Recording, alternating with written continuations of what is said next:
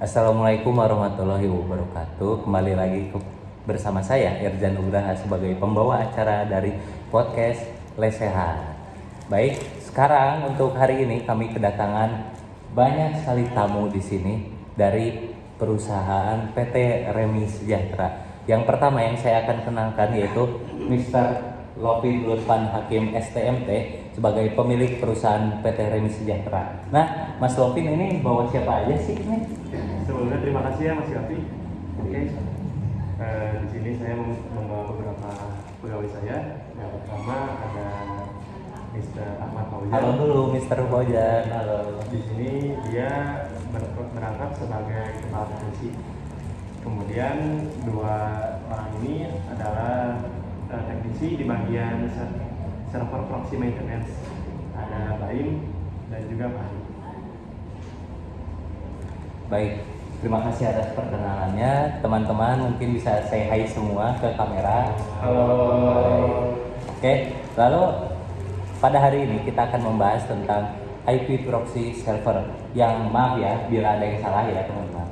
Yang saya ketahui tentang proxy server itu fungsinya untuk masking, connection sharing, filtering, dan caching ya. Lalu untuk manfaatnya di perusahaan itu sendiri mungkin meningkatkan keamanan jaringan, betul? Ya. Lalu untuk menjaga privasi pengguna, lalu untuk mempercepat akses konten, lalu untuk mengontrol penggunaan internet untuk penggunaan lain. Nah, dari semua fungsi dan manfaat yang sudah saya sebutkan, apa sih kegunaannya untuk di kantor Mr. Lofi ini? Baik, Pak Gavi.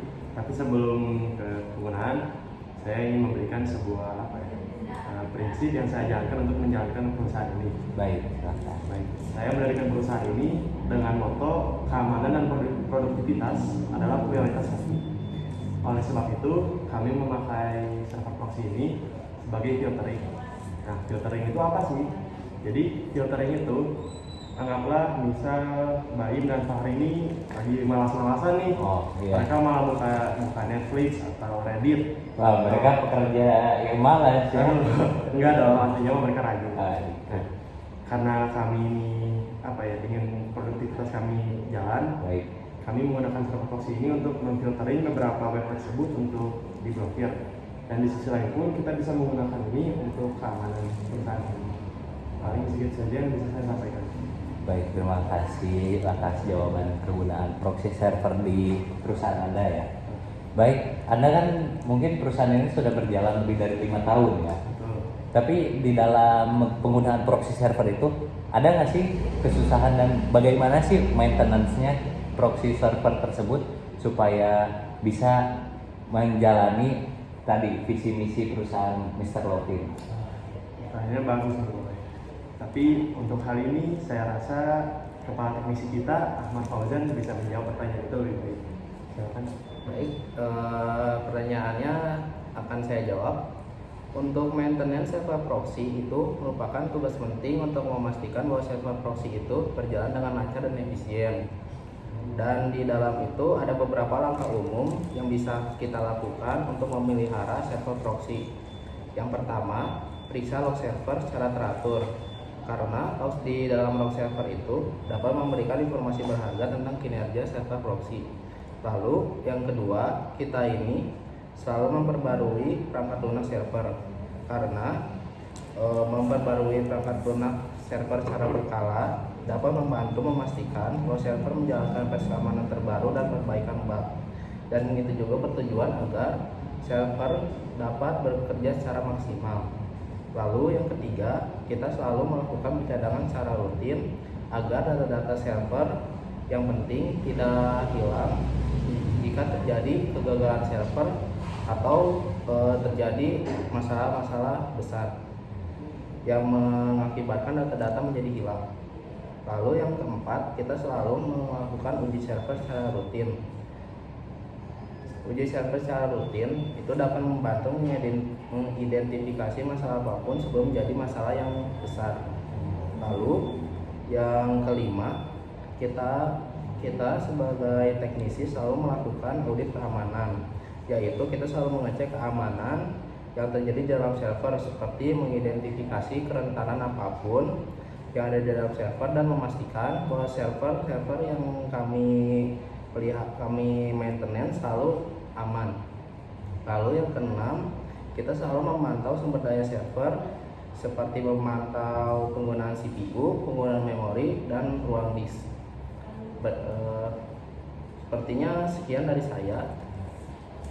Baik, saya ini lagi ke David. Baik, terima kasih atas cara jawaban maintenance itu ya. Tapi sulit sekali mungkin ya teman-teman untuk maintenance itu, ada tentang big datanya, ada tentang cyber security-nya, dan ada perangkat lunak, perangkat kerasnya ya, Ya, hardware-nya juga.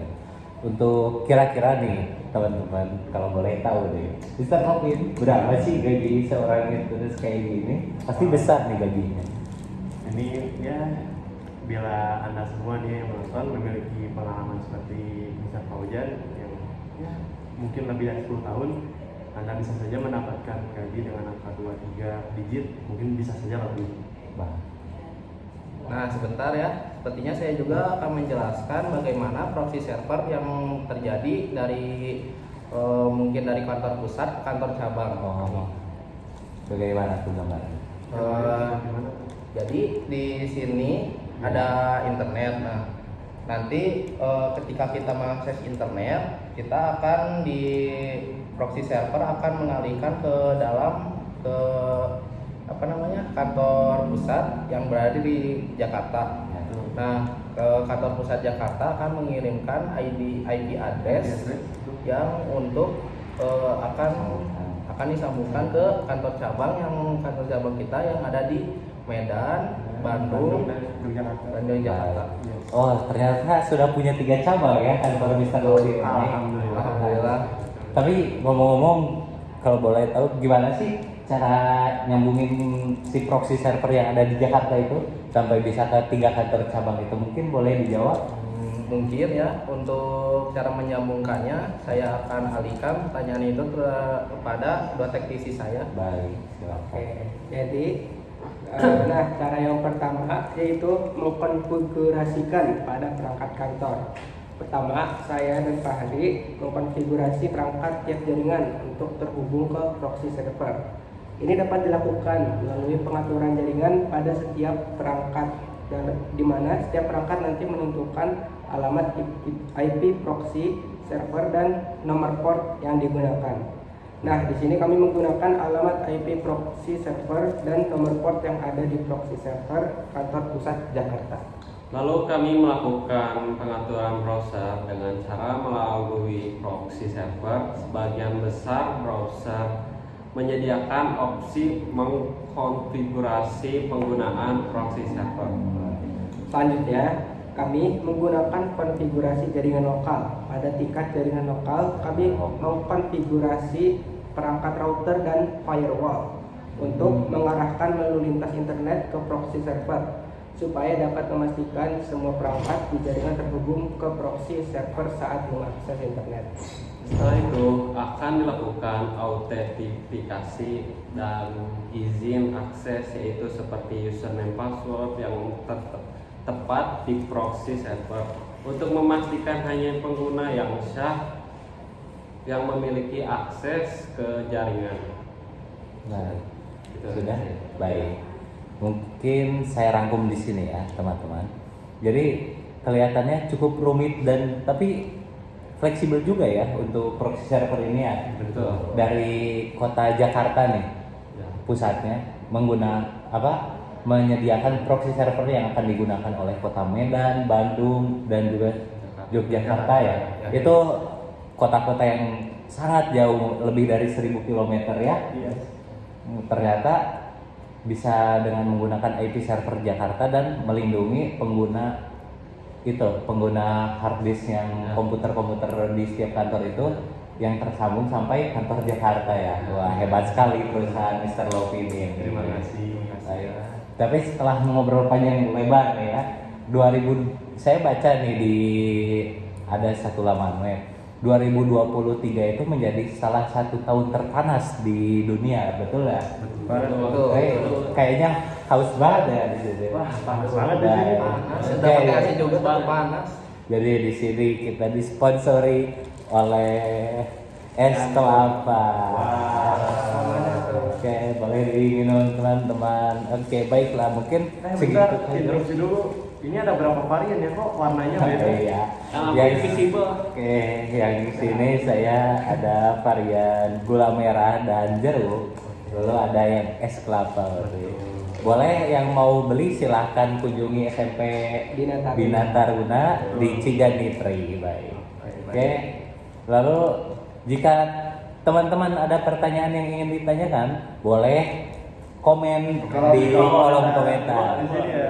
Komen, like, and subscribe. Ya, Iya. insya Allah admin akan membalaskan pertanyaan-pertanyaan yang akan kalian tanyakan. Mungkin saja saya sebagai MC akan mengajak mereka kembali untuk menjawab pertanyaan dari Anda. Oke. Apakah kalian semua bersedia untuk diundang kembali di acara ini? Bersedia. Baik. Terima kasih kepada teman-teman yang telah menonton.